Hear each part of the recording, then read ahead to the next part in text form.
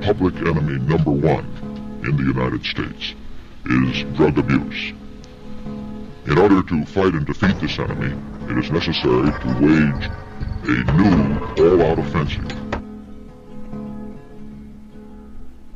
The war on drugs is a campaign led by the U.S. federal government of drug prohibition, military aid, and military intervention, with the stated aim being to reduce the illegal drug trade in the unit.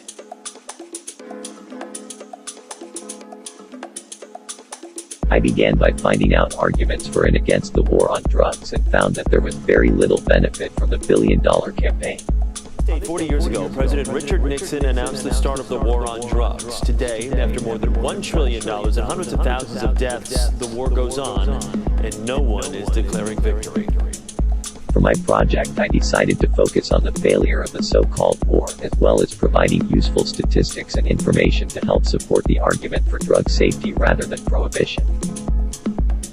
What I found was that putting people in prison for drug crimes deepens their social decline and sets them up for a life of crime with little chance of recuperation. The majority of drug arrests are mainly for possession and hold no real threat to society as a whole. Drugs will be consumed no matter the law. Prohibition has failed before, it has failed again.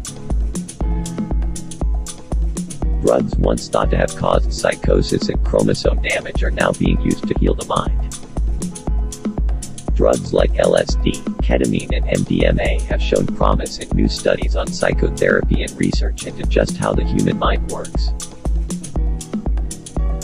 Prescription drugs have also had a massive impact on society. Overprescribing dangerous drugs like benzodiazepines, opioids, and amphetamines has become a big problem in recent history. People who are addicted to the prescription medications are being suddenly cut off from their doctor, which leads to them turning to black market sources to feed their habit. How long will it take for the governments to take a more realistic stance on modern drug policies?